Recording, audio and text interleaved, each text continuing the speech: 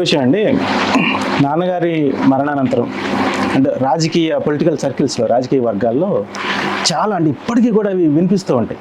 ఎందుకంటే బాలయోగి గారిని అంటే ఆయన చాలా మృదు స్వభావి, ఆయన ఎవరిని కష్టపెట్టే తత్వం ఉండదు ఆయనకి. అట్లా ఆయన ఆ మెత్తదనాన్ని తీసుకొని, ఆయనలో ఉన్న మంచితనాన్ని వాడుకొని ఆయన్ని చాలామంది మోసం చేశారు. ఆ తర్వాత ఆ కుటుంబాన్ని అసలు ఆర్థికంగా పూర్తిగా వెనకబడిపోయేలా జరిగిపోయింది. వాళ్ళలో చాలా మంది ఇప్పుడు కళ్ళ ముందే తిరుగుతున్నారు అని చెప్పని కొంచెం తలపడిన రాజకీయ నాయకులు అందరూ చెప్పే మాట. అవి వింటున్నప్పుడు మీకేమనిపిస్తుంది? జరిగాయండి.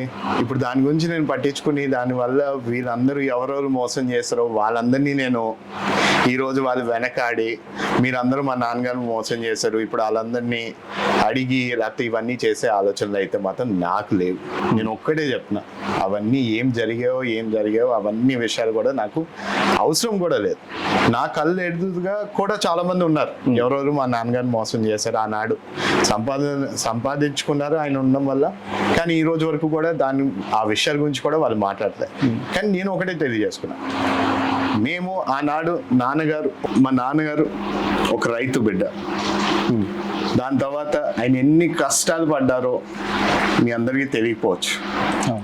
ఆయన చదువు అనేది చాలా ఇంపార్టెన్స్ ఇచ్చారు. ఆయన ఎప్పుడైనా సరే చాలా మంది చెప్తారు ఆయన ఏ విధంగా ఆయన నడుచుకుని బడికి వెళ్ళేవారు, లేకపోతే ఆంధ్ర యూనివర్సిటీలో ఆయన పోస్ట్ గ్రాడ్యుయేషన్ ఏ విధంగా చేశారో, దాని తర్వాత ఆయన ఎన్ని కష్టాలు పడ్డారో ఒక అడ్వకేట్ అవ్వడానికి, అడ్వకేట్ అయిన తర్వాత ఎన్ని కష్టాలు పడ్డారో ఒక జెడ్పీటీసీగా పోటీ చేయడానికి, పోటీ చేసిన తర్వాత ఒక జెడ్పీ చైర్మన్ అవడం, చైర్మన్ అయిన తర్వాత మీరందరికీ అడుగుతారు, దాని తర్వాత ఒక ఎంపీ అవ్వడం, ఎంపీ తర్వాత మళ్ళీ ఒక ఎడ్యుకేషనల్ మినిస్టర్ అవడం, ఎడ్యుకేషన్ మినిస్టర్ అయిన తర్వాత ఒక మళ్ళీ ఎంపీ మళ్ళీ ఒక స్పీకర్ లోక్సభ స్పీకర్ అవడం అనేది అదే మామూలు విషయం కాదు. ఈ రోజు అయితే అందరూ అంటారు ఏంటంటే దీని తర్వాత అలా అవకాశం వచ్చింది, అలాగే ఎదిగారు అంటారు. కానీ దాన్ని వెనకాల చాలా కష్టం. ఆయన ప్రతి మెట్టు కూడా ఆయన చాలా కష్టపడి ఒక్కొక్కటి మెట్టు ఎక్కుకుంటూ ఆయన పైకి ఎదిగారు. ఎదిగిన తర్వాత ఆయన చనిపోయిన తర్వాత కుటుంబం అయితే మాత్రం ఆ పై మెట్టు నుంచి మొదటి స్థానానికి వచ్చింది. కానీ ఆయన మాత్రం మాకు ఒకటి చూపించారు, ఆ మెట్లు ఎలాగెక్కాలో అనే మాట ఆయన మెట్లు ఎలాగెక్కాలో ఆ మార్గం మాత్రం ఆయన మాకు చూపించారు. ఆ మనోధైర్యం మీకు ఇచ్చారు. అది ఇచ్చారు.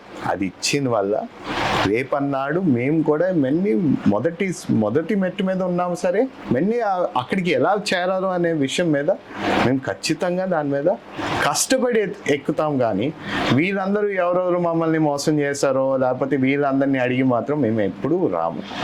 దీని గురించి ఎప్పుడైనా సరే మాకు ఆ అభిమానం అయితే మాకు మా కుటుంబం మీద మన నారా చంద్రబాబు నాయుడు గారు ఉన్నారు. ఆయన ఎప్పుడు కూడా మీరు అందరికీ ఒక విషయం తెలియదు, అందరూ అనుకుంటారు నారా చంద్రబాబు నాయుడు గారు ఎప్పుడు మా ఫ్యామిలీని మా కుటుంబాన్ని నాన్నగారు చనిపోయిన తర్వాత అసలు వాళ్ళు పట్టించుకోలేదు, ఎప్పుడు కూడా మాట్లాడిన పరిస్థితి లేదు, లేకపోతే ఎప్పుడు టచ్ లో కూడా లేరు అంటారు. కానీ నేను అందరికీ ఒకటే తెలియజేసుకుంటా, ఆయన ఒక్కరే. ఆయనతో ఏంటంటే ఆయన ఎప్పుడు పని చేస్తారు కానీ చెప్పుకోరు. ఆయన ఏం చేయాలనుకుంటున్నారు అనేది ఎవరు ఎలా ఉన్నారో కనుక్కోవడానికి అన్ని మార్గాలు ఆయన ఎత్తుక్కుని ఆయన పని చేసేసుకుంటూ ఉంటారు. కానీ ఎప్పుడు అది చెప్పరు. రేపన్నాడు నేను ఇప్పుడు బాలయ్య గారి ఫ్యామిలీని నేను రేపన్నాడు ఈ విధంగా నేను ఆదుకున్నాను, బాలయ్య ఫ్యామిలీ గారికి వాళ్ళ వాళ్ళ పిల్లలకి గైడెన్స్ ఎలాగిస్తున్నాను, ఈ విషయాలు ఆయన ఎప్పుడు చెప్పుకోరు. ఎందుకంటే ఆయనకి నాన్నగారి మీద ఉన్న అభిమానం వల్ల ఆ కుటుంబం మీద ఒక బాధ్యత, ఆ బాధ్యత మీద ఆయన రాజకీయం ఆయన చేయరు. ఆయన ఏంటంటే నిజంగా నేను వాళ్ళ కుటుంబానికి ఒక పెద్ద దిక్కుగా నేను వాళ్ళని ముందుకు నడిపించాలి. అది ఎప్పుడు ఎవరికి తెలియదు, ఎందుకంటే ఆయన చెప్పడు కూడా. అవును.